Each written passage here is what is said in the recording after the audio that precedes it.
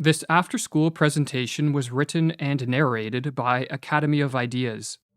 Check out their YouTube channel for more of their videos.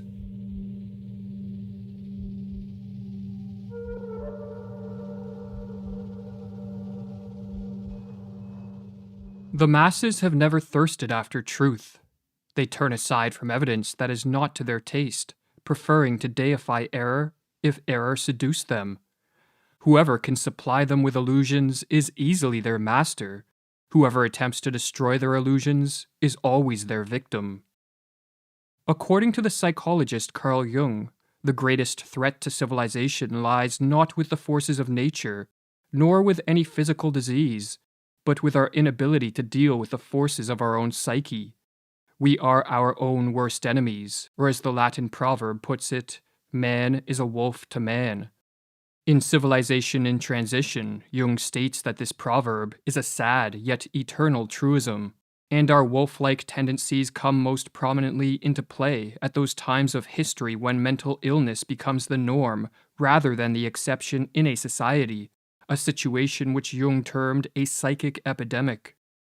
Indeed, it is becoming ever more obvious, he writes, that it is not famine, not earthquakes, not microbes, not cancer, but man himself, who is man's greatest danger to man, for the simple reason that there is no adequate protection against psychic epidemics, which are infinitely more devastating than the worst of natural catastrophes. In this video, we are going to explore the most dangerous of all psychic epidemics, the mass psychosis. A mass psychosis is an epidemic of madness, and it occurs when a large portion of a society loses touch with reality and descends into delusions. Such a phenomenon is not a thing of fiction. Two examples of mass psychoses are the American and European witch hunts of the 16th and 17th centuries, and the rise of totalitarianism in the 20th century. During the witch hunts, thousands of individuals, mostly women, were killed, not for any crimes they committed, but because they became the scapegoats of societies gone mad. In some Swiss villages, writes Francis Hill, there were scarcely any women left alive after the frenzy had finally burned itself out. When a mass psychosis occurs, the results are devastating. Jung studied this phenomenon and wrote that the individuals who make up the infected society become morally and spiritually inferior. They sink unconsciously to an inferior intellectual level. They become more unreasonable, irresponsible, emotional, erratic, and unreliable, and worst of all, crimes the individual alone could never stand are freely committed by the group smitten by madness. What makes matters worse is that those suffering from a mass psychosis are unaware of what is occurring.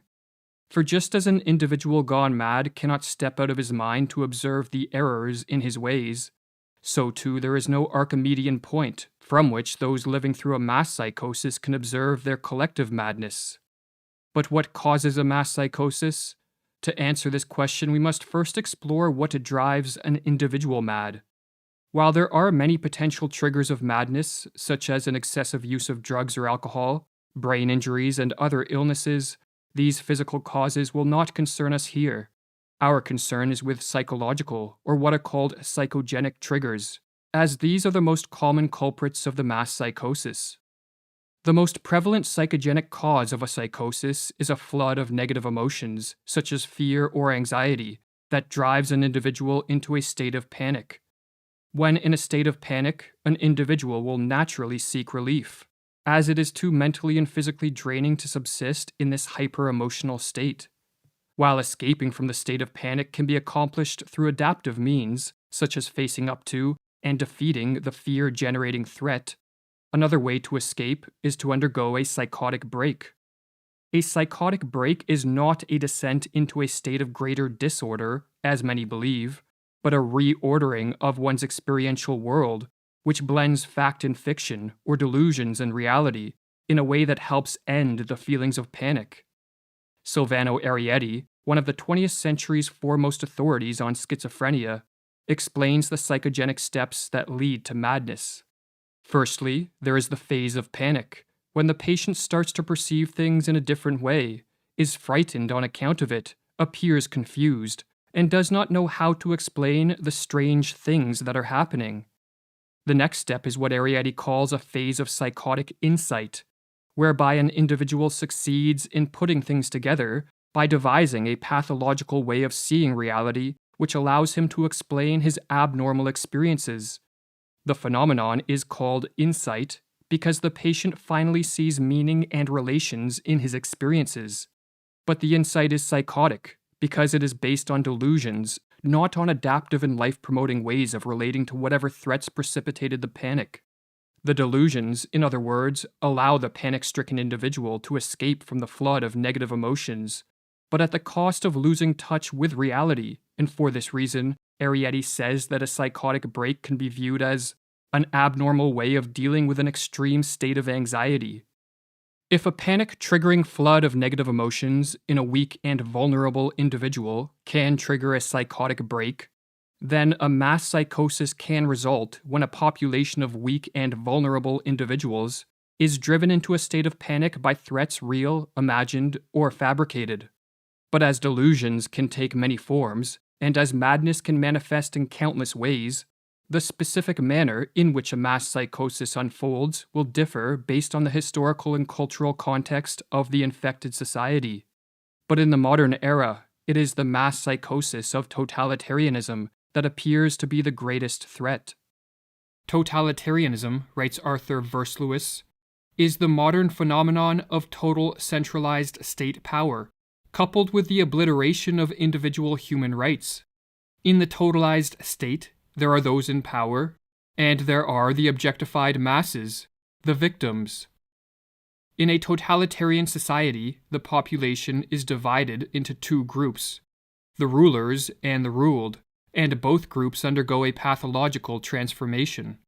The rulers are elevated to an almost godlike status, which is diametrically opposed to our nature as imperfect beings who are easily corrupted by power. The masses, on the other hand, are transformed into the dependent subjects of these pathological rulers and take on a psychologically regressed and childlike status. Hannah Arendt, one of the 20th century's preeminent scholars of this form of rule, called totalitarianism an attempted transformation of human nature itself. But this attempted transformation only turns sound minds into sick minds. For as the Dutch medical doctor who studied the mental effects of living under totalitarianism wrote, "There is in fact much that is comparable between the strange reactions of the citizens of totalitarianism and their culture as a whole, on the one hand, and the reactions of the sick schizophrenic on the other. The social transformation that unfolds under totalitarianism is built upon and sustained by delusions. For only deluded men and women regress to the childlike status of obedient and submissive subjects, and hand over complete control of their lives to politicians and bureaucrats. Only a deluded ruling class will believe that they possess the knowledge, wisdom, and acumen to completely control society in a top-down manner, and only when under the spell of delusions would anyone believe that a society composed of power-hungry rulers on the one hand, and a psychologically regressed population on the other, will lead to anything other than mass suffering and social ruin. But what triggers the psychosis of totalitarianism?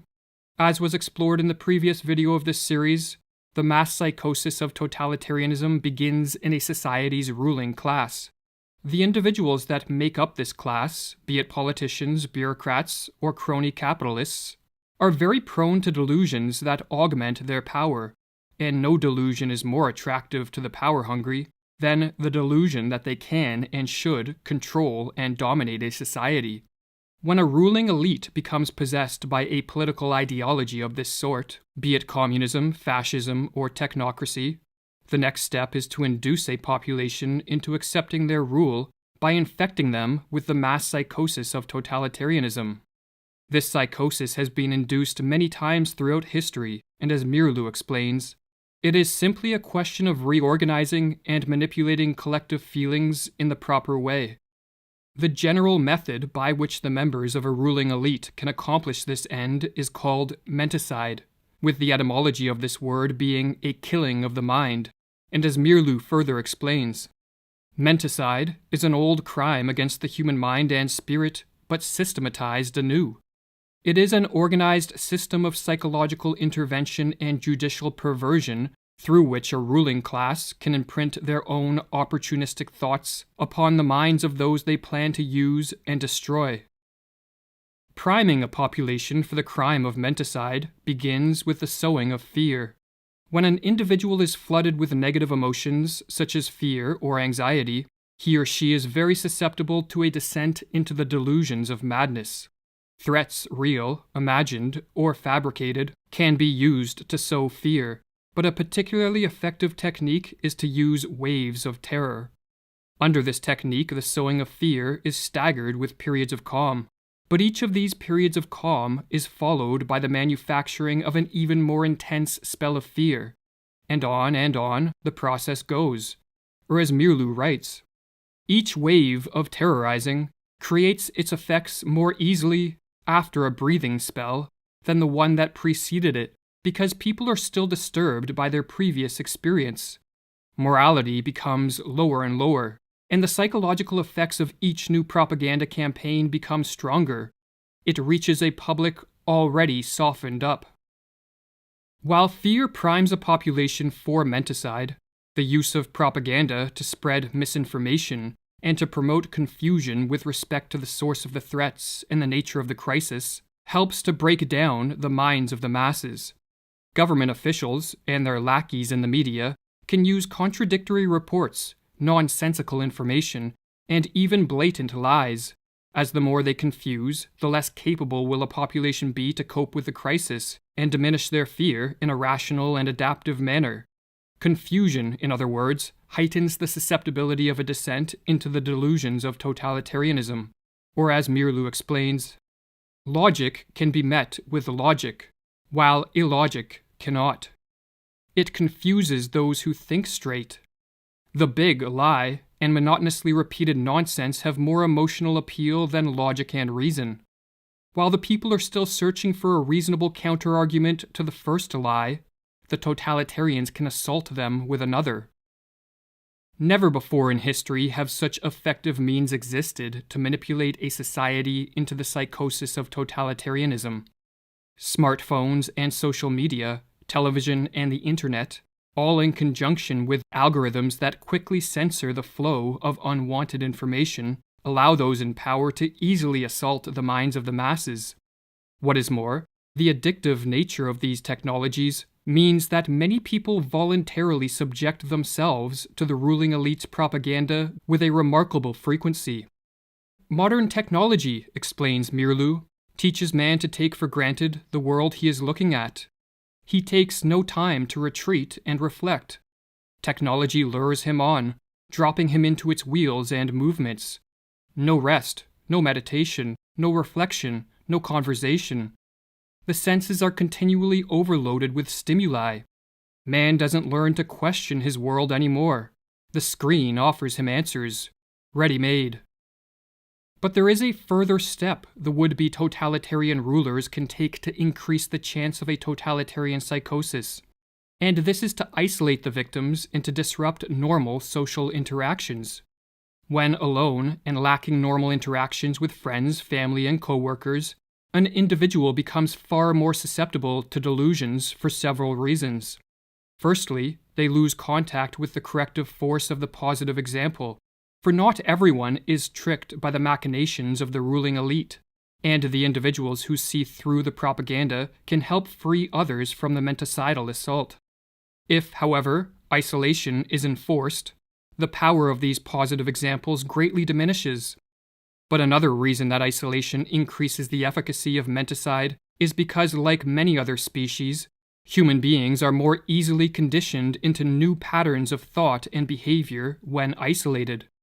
Or as Mirlu explains with regards to the physiologist Ivan Pavlov's work on behavioral conditioning, Pavlov made another significant discovery.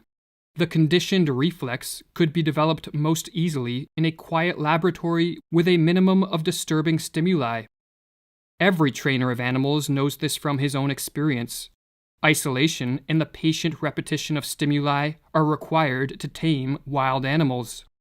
The totalitarians have followed this rule. They know that they can condition their political victims most quickly if they are kept in isolation. Alone, confused, and battered by waves of terror, a population under an attack of menticide descends into a hopeless and vulnerable state.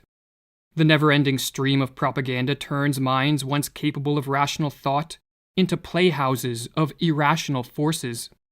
And with chaos swirling around them and within them, the masses crave a return to a more ordered world. The would-be totalitarians can now take the decisive step. They can offer a way out and a return to order in a world that seems to be moving rapidly in the opposite direction. But all this comes at a price. The masses must give up their freedom and cede control of all aspects of life to the ruling elite. They must relinquish their capacity to be self-reliant individuals who are responsible for their own lives, and become submissive and obedient subjects.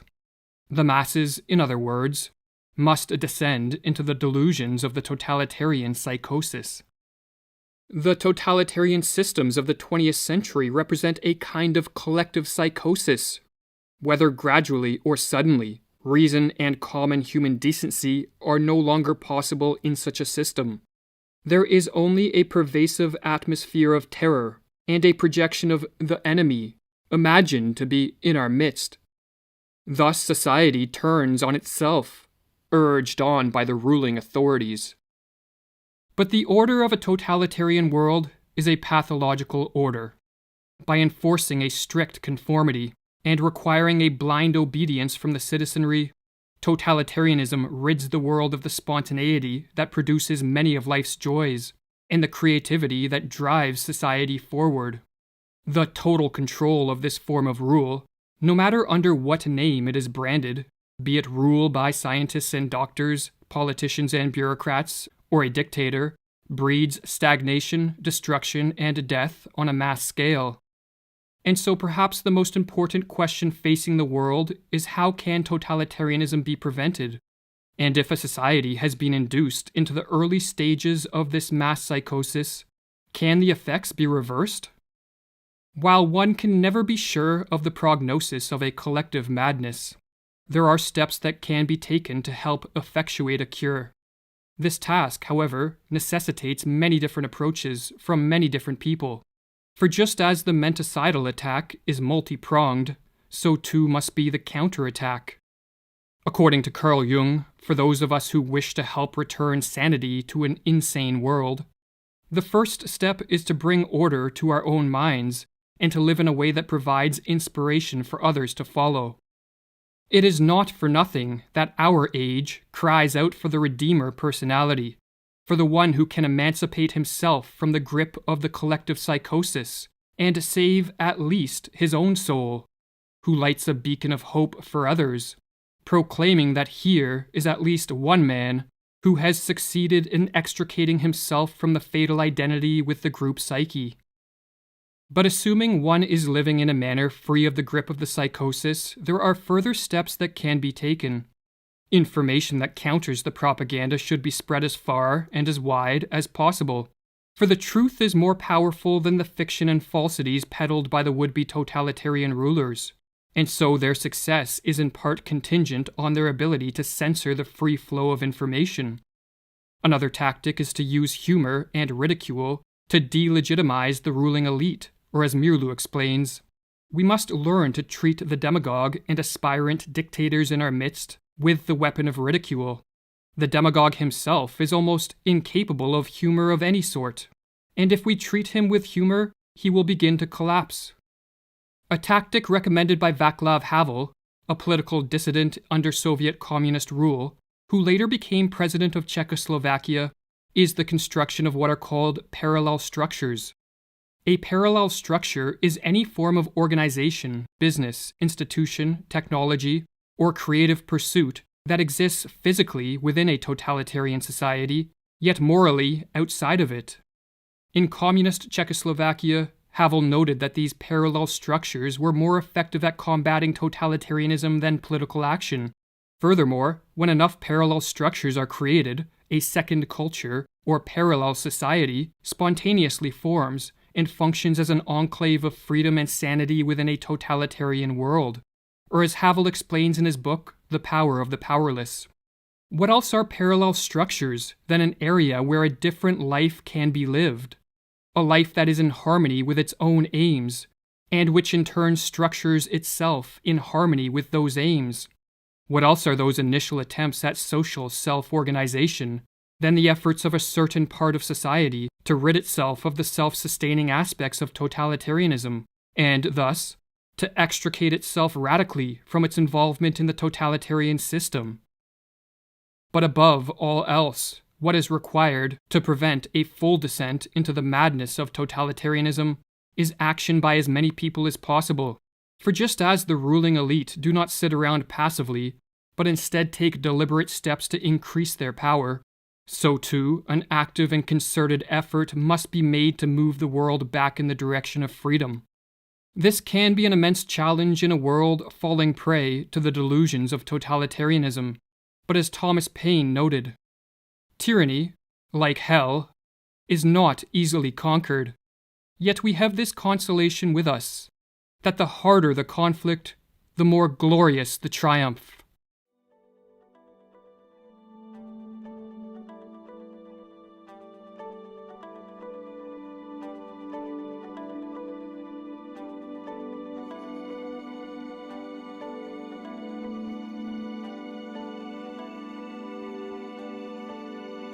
For more content like this, visit the YouTube channel Academy of Ideas or the website academyofideas.com.